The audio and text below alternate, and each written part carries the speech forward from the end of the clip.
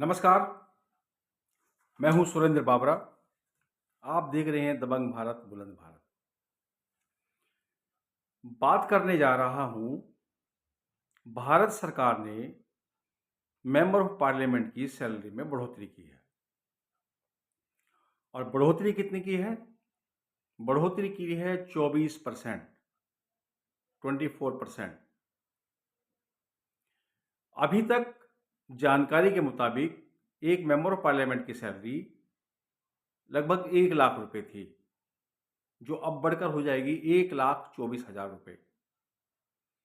अभी जो इनको पेंशन मिलती थी, वो मिलती थी 24,000 रुपए, जो अब बढ़कर हो जाएगी 31,000 रुपए। जो इनको दैनिक भत्ता मिलता था, वो मिलता था 2,000 रुपए, जो अब बढ़कर हो जाएगा 2,500 रुपए। ये वीडियो बनाने का मकसद मेरा ये है कि जो लोग प्राइवेट नौकरी करते हैं और जिन्हें प्रोविडेंट फंड मिलता है, तो वो अपनी सैलरी में से भारत सरकार के नियम के मुताबिक, जो श्रम मंत्रालय है हमारा, उसने जो नियम बनाया है वो है आपकी सैलरी का 8.33%, यानी जो बेसिक आपका होता है उसका 8.33% आपका फंड कटता है।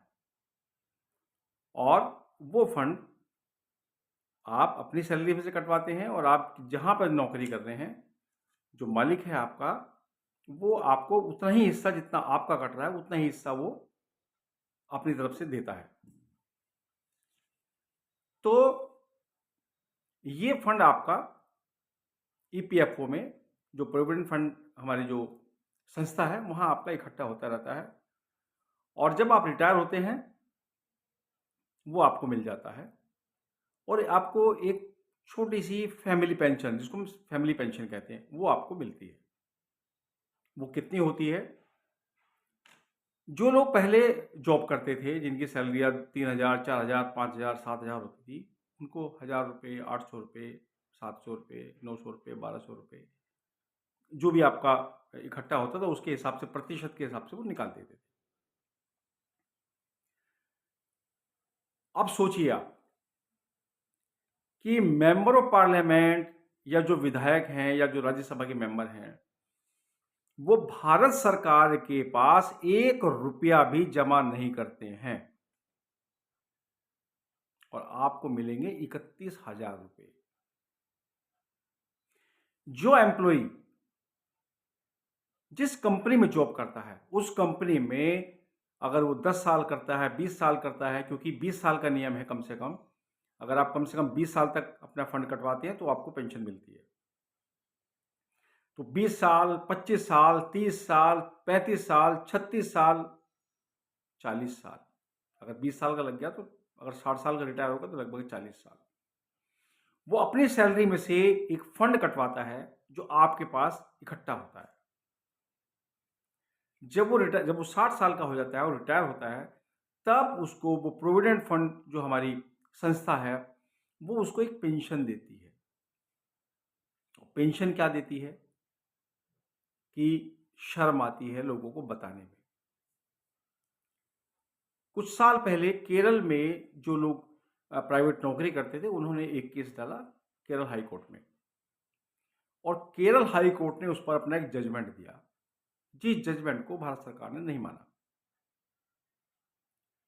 उसके बाद वो लोग सुप्रीम कोर्ट आए, और सुप्रीम कोर्ट ने एक जजमेंट दिया, और सुप्रीम कोर्ट ने कहा कि जो सैलरी आपकी है, उस पे अगर आपका फंड कट रहा है, तो आपको उसके हिसाब से पेंशन मिलनी चाहिए। आप देखिए, ईपीएफओ ने क्या किया, जो जहां प्रोविडेंट फंड हमारा कटता है, उसने क्या किया, अगर, क्योंकि भारत सरकार का जो नियम है, जो श्रम मंत्रालय का हमारा नियम है, वो है 15,000 रुपये, यानी आपकी मैक्सिमम 15,000 रुपये पे आपका जो है फंड कटेगा। 2016 में जब 7th पे कमीशन आया था, तब 18,000 रुपये मिनिमम सैलरी थी काम करने वालों की। जो प्राइवेट सेक्टर में काम करते हैं, मिनिमम सैलरी उनकी 18,000 रुपये थी, ज़्यादा भी थी, लेकिन 18 थी। फंड कितने पे कट रहा था? 15,000 रुपये पे। यानी कोई भी सरकार हो, चाहे वो यूपीए की सरकार है, चाहे वो एनडीए की सरकार है, कोई भी सरकार है, उसको मेंबर ऑफ पार्लियामेंट दिखाई देते हैं। उसको प्राइवेट सेक्टर में काम करने वाला आदमी दिखाई नहीं देता, जो अपने पास से अपना फंड कटवा रहा है, जो कह रहा है जी आप मेरा फंड काट लीजिए, लेकिन जब मैं रिटायर होके जाऊं तब मुझको इतना एक सम्मानजनक सैलरी मिल जाए जिससे मैं अपना परिवार को चला सकूं, लेकिन नहीं मिलता। और अभी जो एनडीए सरकार है, उन्होंने सीधा 24% की बढ़ोतरी कर दी है। यानी आप 1 लाख की जगह 1,24,000 रुपये, और 24,000 की जगह आपको 31,000 रुपये, और 2,000 की जगह 2,500 रुपये दैनिक भत्ता मिलेगा। अब देखिए, आपको घर रहने के लिए फ्री, आपको बिजली फ्री, हवाई यात्रा फ्री, नौकर फ्री। क्या किया है जी आपने?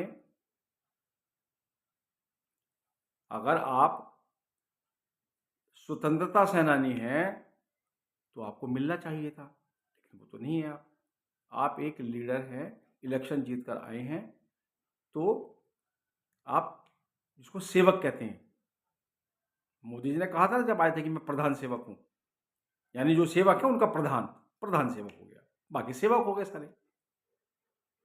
तो आपको 24% बढ़ा दिया गया है, लेकिन जो लोग प्राइवेट सेक्टर में नौकरी करते हैं, फंड कटवाते हैं, ताउम्र फंड कटवाते हैं, उसके बाद उनको जो पेंशन मिलती है वो सम्मानजनक नहीं होती है। और कहीं कहीं ऐसा होता है कि जहां बच्चे उनका साथ नहीं देते हैं तो उनको उसी पेंशन पर जीना पड़ता है, लेकिन उस पर नहीं जी पाते, क्योंकि मैंने आपको जो बताई है पेंशन पुराने लोगों की, मतलब अब 2016 से पहले लोगों की, वो 1,000-1,200 रुपये होती थी।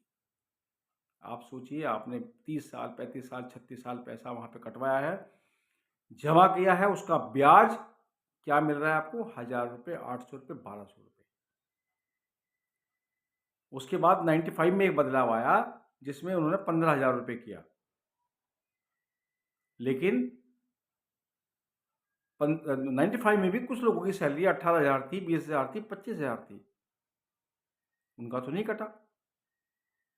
और आज वो लोग जब रिटायर होकर जा रहे हैं तो उनको क्या मिल रहा है बताते हुए भी मेरे को अच्छा नहीं लग रहा है, इसलिए मैं नहीं बता पाऊंगा। मैंने आपको बता दिया कि मिनिमम 1,000-1,200 रुपये मिलती थी, अभी इसको 2 गुना 3 गुना कर लो। तो ये वीडियो बनाने का मकसद सिर्फ मेरा इतना है कि भारत सरकार को ये सोचना चाहिए कि जो मजदूर हैं, जो प्राइवेट सेक्टर में लोग नौकरी कर रहे हैं, ऐसा नहीं है कि मजदूरी कर रहे हैं, प्राइवेट सेक्टर में बड़ी बड़ी पोस्टों पर भी लोग हैं, सैलरी 1 लाख भी है, 1.5 लाख भी है, 2 लाख भी है। आप 1 लाख 1.5 लाख पर मत दीजिए, कम से कम ये तो फिक्स कीजिए, 15,000 तो नहीं, कम से कम 50,000 फिक्स कीजिए, कि कम से कम 50,000। अगर 50,000 से उसकी कम है तो उतनी कम उसको दे दीजिए, लेकिन अगर 50,000 उसको सैलरी मिल आप उस पर उसका फंड काटेंगे, तो जब वो रिटायर होके जाएगा 60 साल के बाद, तो कम से कम सम्मानजनक पेंशन तो उसको मिल जाएगी, जिससे अपना जीवन यापन कर सके वो। आज के दौर में बच्चों पर कौन भरोसा करता है? कौन बच्चा किसको रोटी खिला रहा है? और अगर खिला भी रहे हैं तो बहुत अच्छी बात है, हमारे संस्कार हैं ये। लेकिन एक बात ये मान लीजिए कि अगर नहीं खिलाते हैं तो इतना पैसा तो उनको मिल जाए कि वो किसी आगे हाथ ना फैलाएं। तो ये वीडियो बनाने का मेरा मकसद सिर्फ इतना है कि आपको जानकारी से रूबरू करा दूं कि मेंबर ऑफ पार्लियामेंट को क्या मिलता है और प्राइवेट सेक्टर में काम करने वाले लोगों को क्या मिलता है। तो इस अंक में इतना ही। अगले अंक में फिर किसी एक खबर के साथ आपसे मिलूंगा, आपसे बात करूंगा। अगर ये वीडियो मेरा आपको अच्छा लगा है तो उसको शेयर कीजिए, लाइक कीजिए और कमेंट्स जरूर कीजिए। धन्यवाद। भारत माता की जय।